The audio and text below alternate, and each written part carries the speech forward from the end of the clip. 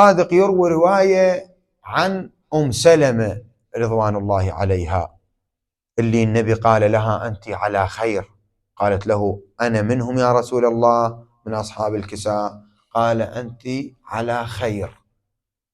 وعدها روايات وعدها أشياء محترمة جدا محل احترام. الإمام الصادق عليه السلام يقول: سألت سلمة رسول الله صلى الله عليه وآله عن فضل النساء في خدمة أزواجهن. يا رسول الله، شنو ثواب المرأة اللي تخدم زوجها بالبيت، اللي تخدم أولادها، إلها ثواب لو ما إلها؟